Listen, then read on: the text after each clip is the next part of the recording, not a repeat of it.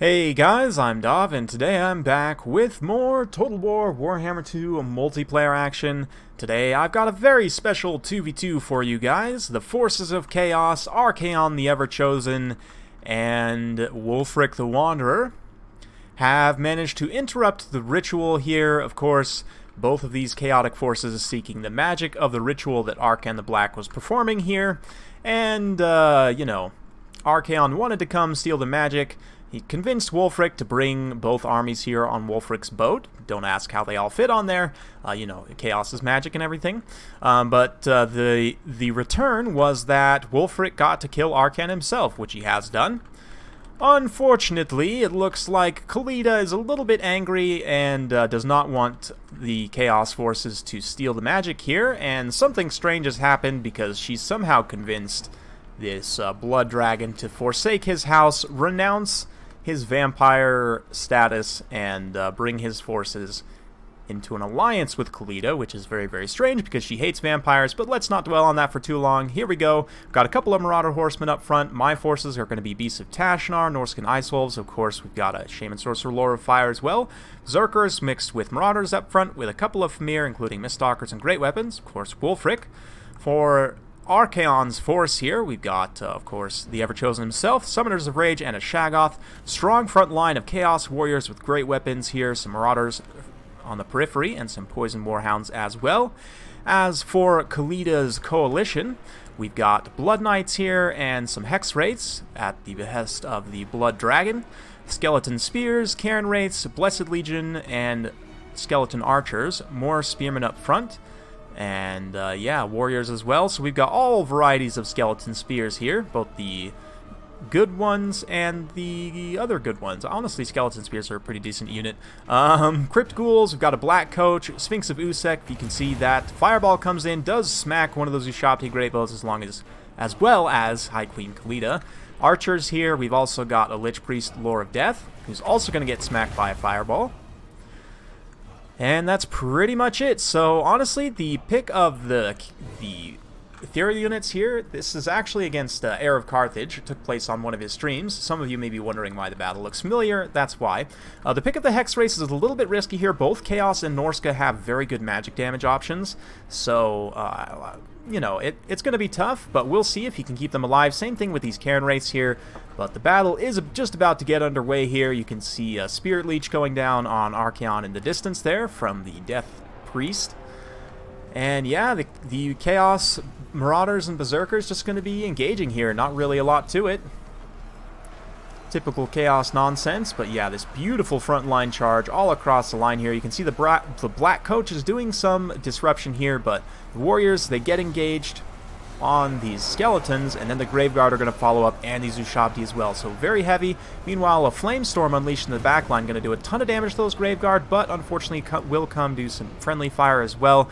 But the idea here was just to overload this side super heavy. So you can see the Shaggoth, the Summoners of Rage, both units of Famir, Wulfric, both these units of Ice Wolves. I've also got these Marauder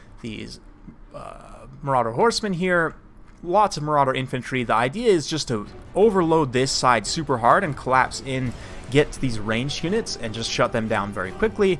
I'm pretty confident that we can shut down these good infantry, even though the Forces of Chaos are not doing too cool in the front line here. These Chaos Warriors with Great Weapons definitely getting outclassed by Ushabti and Graveguard, and just too many bodies here. Wulfric's going to come support, but in the back line we're getting a very nice engagement. Khalida's just getting absolutely wrecked by Archaon here, and she is going to turn tail and run. Nice Cascading Firecloak and Slayer of Kings there as he goes after the Sphinx of Usek. Meanwhile, the Blessed Legion got collapsed by Hounds and everything, and the Hounds are now going to go after these Ushabti Greatbows. This is one of the reasons why I like using the Beasts of Tashnar and the Norscan Ice Wolves in tandem. The Ice Wolves will provide the Frostbite, so that the Ushabti Greatbow can't get away, and then of course the Norscan Ice Wolves will provide the anti-large damage. Meanwhile, over here, you can see the Shaggoth is getting absolutely beat down by the Sphinx, which had taken some damage from Archaon, but the Summoners of Rage and the Famir are all going to rush to the aid of the Shaggoth here. The summoned Ushabti also aiding in that fight as well. But yeah, the Monster Mash getting pretty real in the back line. What was initially looking really bad for the Shaggoth is very quickly going to turn against the Sphinx as all those heavy monsters come in from the back. Meanwhile, over here, you can see the Undead have mostly broken through the Chaos Forces and turned this flank over here in the back line. My Marauder Javelins getting charged by Blood Knights, which is not the best. I'm going to try and extricate them here, as I do need their missiles potentially to take down some of these units. They had done a ton of damage to that Black Coach already. But Wulfric also in this area over here. Looks like we're going to be getting an Invocation to Heck, healing those Blood Knights and more. So far, the Hex Wraiths have managed to stay away from the magic damage units. They've swept up, provided some nice terror in the front line here, but here's the Chain Lightning from the Summoners of Rage, just absolutely going to rip through those skeletons. Holy cow, that just killed literally half that unit of Skeleton Spears, which, I mean, granted, they're just Skeleton Spears, but still, excellent use there. We did finish off the Ushabti Great Bows, able to now sweep up and around and support other engagements here. Things are looking a bit dicey over here, though. You can see the Blood Dragon, he does have the Helm of Discord laid down, and Kalita did manage to survive as well. She does get healed by the Lore of Vampires, so even just when the Blood Dragon casts a spell, of course, that little trickle from the Lore effect, the Curse of Undeath, will be healing her, and of course he can heal her directly if he chooses to do so. But the Blood Dragon gets Hunter of Champions. Wulfric comes in with the Fight or Die. We've also got the Famir Great Weapons. But the crafty Blood Dragon, not wanting to get absolutely wrecked here, is going to drop a Curse of Years to debuff all of our units here. While this had been initially a very favorable engagement from these Famir, the Blood Knights got a really good rear charge and have been able to kind of isolate and take down, along with the support of Kalita.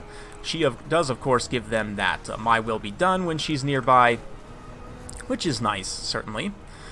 Yeah, over here, the Blood Dragon gets caught out once again by Wulfric, but he's got his Heart Piercing up, which gives him tons of extra Armor Piercing and Armor Sundering. So Wulfric, not in the best situation here. He is taking a lot of damage, and that is going to start to bring the balance of power back. We had been initially quite far ahead, but the fact that these two Famir just got routed off by these Blood Knights, they did a ton of damage to the Blood Knights, but unfortunately it just wasn't quite enough. These Famir also getting routed off here.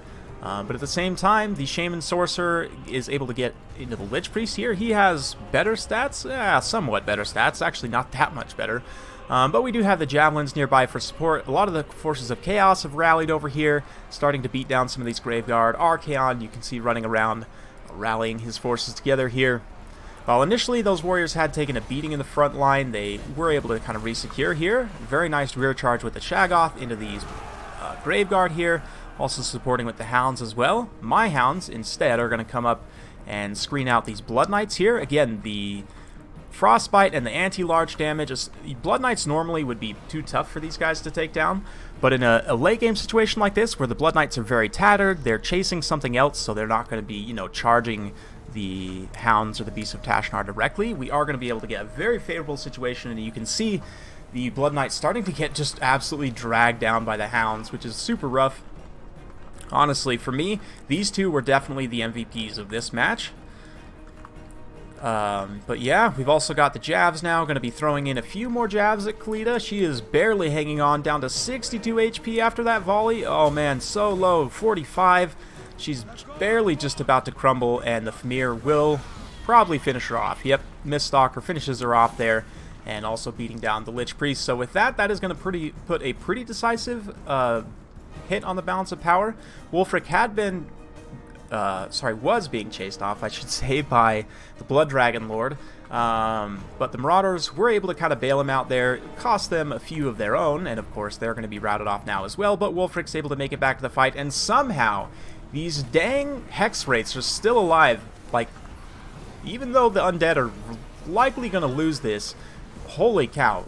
Credit to Heir of Carthage for keeping these Hex Wraiths alive in a matchup with multiple units, multiple heavy armor-piercing, anti-large units, nonetheless, that do magic damage.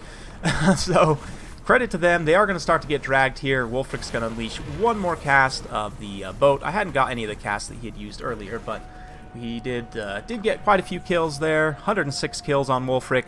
The anti-large and Frostbite, of course, will take down the Hex Race, and now we're going to turn our attention to the Blood Dragon. He's got the Hunter of Champions, probably going to use his Helm of Discord here as well, but you can see in the background the Shaggoth is beating down that Black Coach along with Archaon here. As for the infantry fight, most of the undead infantry has crumbled at this point. There are still a few remaining Chaos Warriors. This unit especially very healthy here. I've got a handful of Marauders left, but mostly it's just the Hounds. Absolute MVPs here.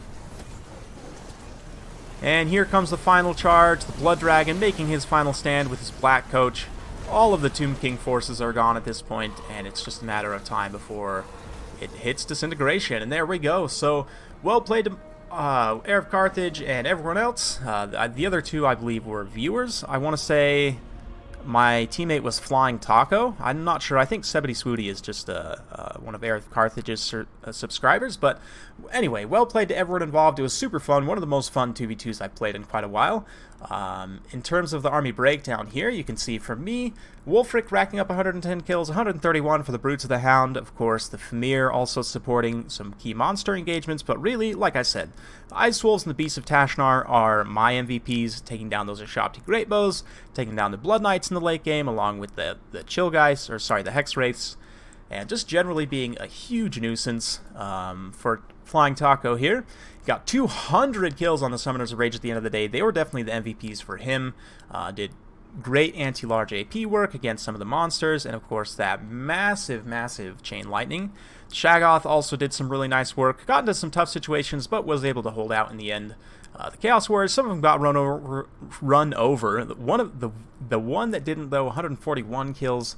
For Heir of Carthage here, excellent work with the Blood Knights. That was some really seriously good Blood Knight play in order to isolate the Famir and take them down with the Blood Knights. Obviously, probably wanted to do that a little bit earlier on in the battle. Like, if he had been able to support the Sphinx of Uzek with the Blood Knights directly, might have turned out a little bit differently. It's tough to say. Ushabti definitely did great in the front line. Ushabti Greatbows had a little bit of a rough time because they got run down by the Hounds, but yeah, the Vampire Infantry and the Tomb King's Infantry, for the most part, got beat down. Graveguard did okay. Hex Wraiths were able to rack up 114 kills, which is pretty impressive considering we didn't bring massive armies, but still, well played to both, sorry, all four, including myself, I guess. Hopefully you guys enjoyed. If you do like this sort of content, be sure to like, subscribe, hit that bell notification button so every time I upload a new video, you'll be notified. Thanks again for watching, and we'll see you next time.